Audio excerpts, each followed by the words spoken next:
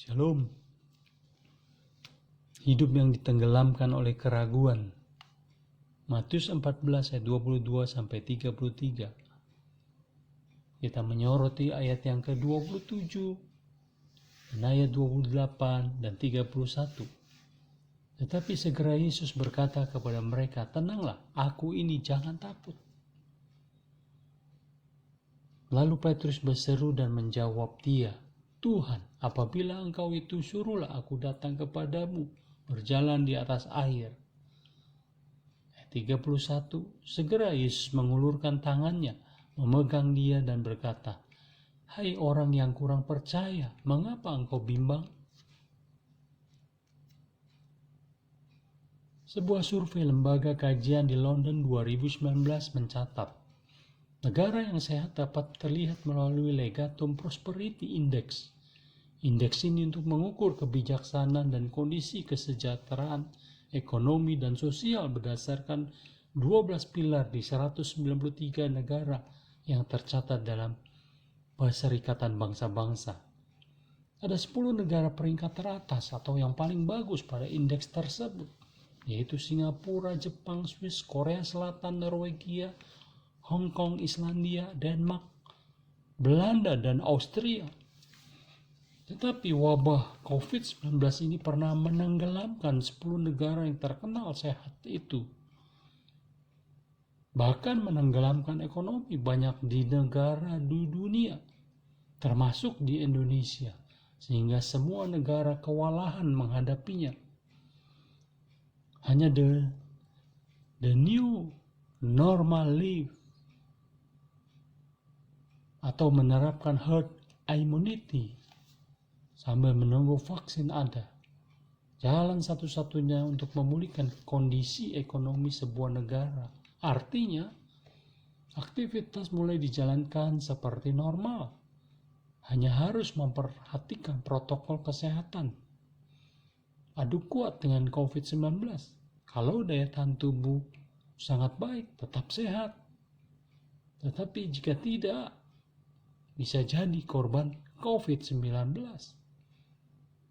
Lihat, semua orang terfokus pada COVID-19 yang tidak menentu, bahkan semakin ganas, membuat banyak orang stres, depresi, dan kehilangan harapan menghadapi COVID-19 ini. Ketika melihat masa depan yang tidak jelas nantinya, yang makin lama makin naik jumlahnya, bahkan yang terpapar dan yang meninggal dunia. Dari Matius 14, 22 sampai 33, penulis mau berbicara apa? Tuhan Yesus peduli melihat para murid kewalahan, terjebak oleh angin dan gelombang. Dan ternyata keraguan yang menjadi penyebab Petrus tenggelam di hadapan Tuhan Yesus. Tanpa keraguan,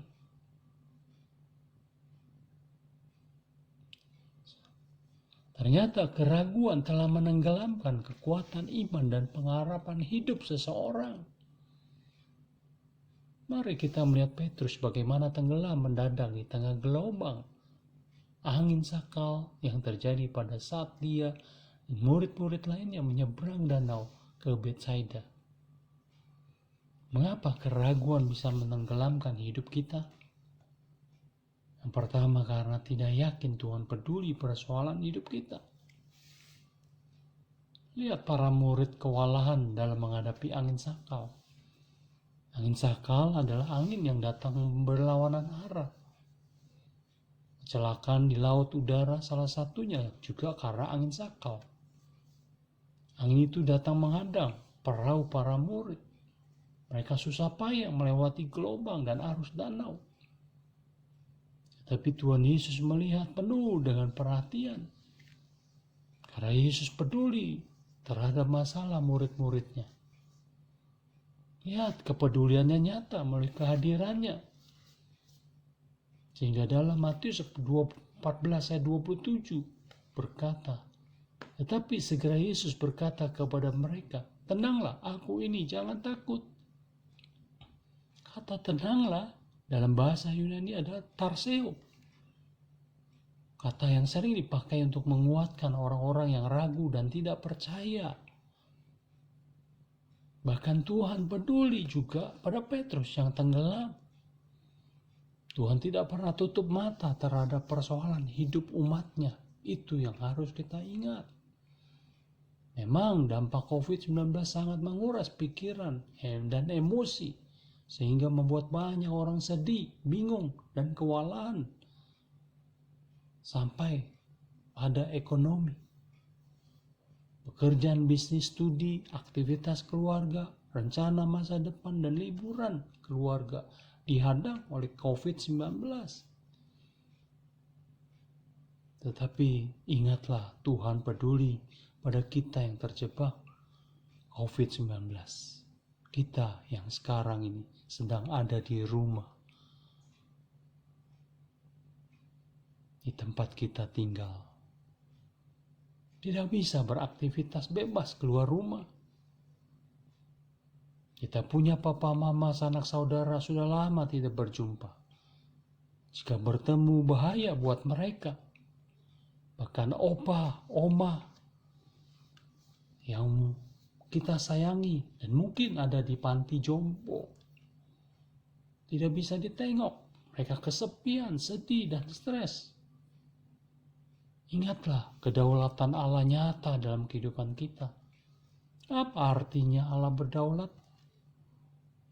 Allah yang menetapkan. Allah yang mengatur. Allah yang mengendalikan sesuai dengan kehendaknya. Tetapi bukan berarti Allah penyebab segala sesuatu. Jangan curigai dan salahkan Tuhan karena terjadi COVID-19 ini. Ingatlah, dunia yang berdosa sehingga ada penyakit, penderitaan, dan kematian. Charles Haddon Spurgeon pernah berkata, Tuhan terlalu baik untuk menjadi tidak baik. Ia terlalu bijaksana untuk melakukan kesalahan.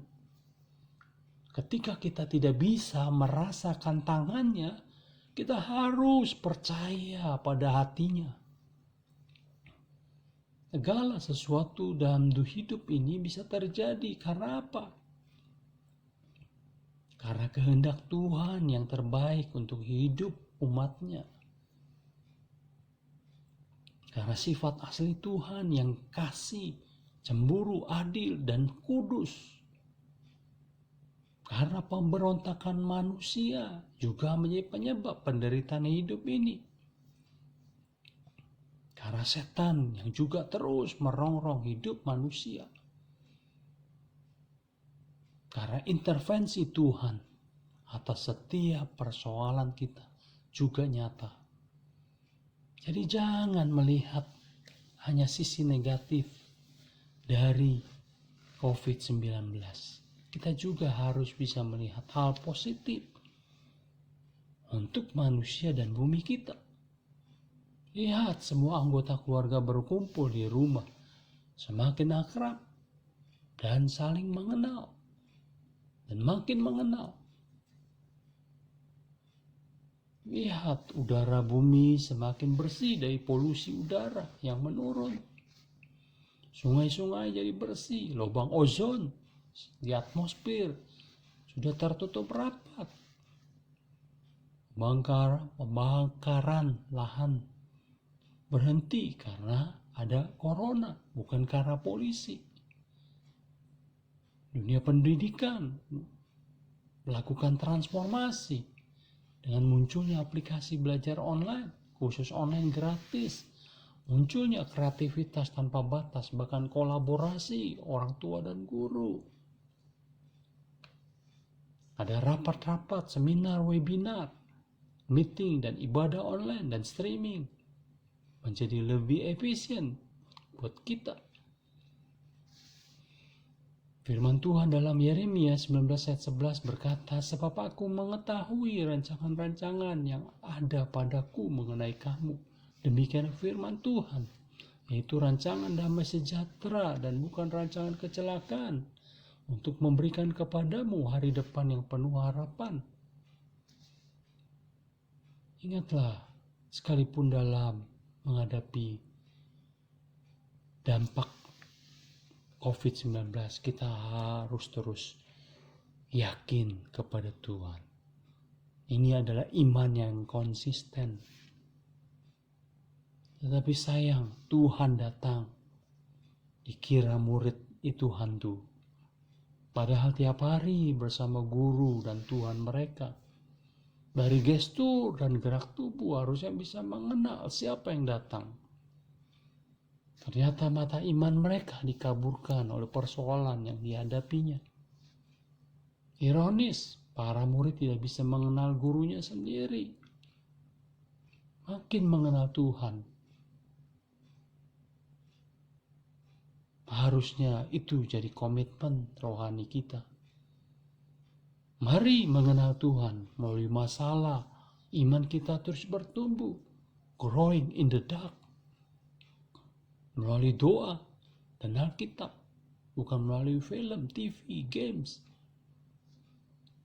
Dalam situasi seperti ini, kita harus makin mengenal Tuhan. Bukan hantu COVID. Karena angin sakal bisa terjadi dan datang dalam kehidupan kita. Keraguan jangan sampai menenggelamkan kita. Lihat kemurahan, perlindungan Tuhan. Sebuah anugerah buat kita. Jadi bersyukurlah. Sehingga kita dapat bernyanyi. Oleh karena kemurahan Tuhan, ku ada sampai hari ini. Mari kenallah Tuhan supaya kita melihat kehadirannya setiap hari. Bukan seperti Petrus yang berjalan di atas air bersama Yesus tapi masih ragu dan takut karena ombak dan gelombang. Padahal Tuhan peduli dalam kehidupan. Semakin yakin Tuhan hadir dan peduli, itu yang menguatkan kita. Jangan sampai COVID-19 ini merontokkan keyakinan kita. Kita harus makin mengenal intim dengan Tuhan. Dan pasti menyingkirkan keraguan hidup. Yang kedua, fokus iman kita. Jangan sampai beralih dari Tuhan ke masalah hidup. Lihat Tuhan Yesus datang, gelombang danau menjadi tenang. Yesus berjalan di atas air membuktikan dia Tuhan yang mengatasi segalanya. Fokus para murid dari gelombang, angin ke hantu, bukan ke Tuhan. Salah fokus ternyata bisa salah penilaian dan hidup semakin kacau. Tapi Tuhan berkata di dalam ayat 27, tenanglah aku ini, jangan takut. Perkataan Yesus membawa kesadaran para murid. Sehingga Petrus berkata dan menjawab, dia, Tuhan apabila engkau itu suruhlah aku datang kepadamu. Berjalan di atas air. Pengakuan para murid dari hantu ke Tuhan. Dari takut angin dan gelombang, jadi berani berjalan di atas air. Fokus kita yang benar menjadikan iman semakin teguh. Semakin percaya Tuhan. Bukan takut kepada COVID dan dampak COVID yang dikhawatirkan.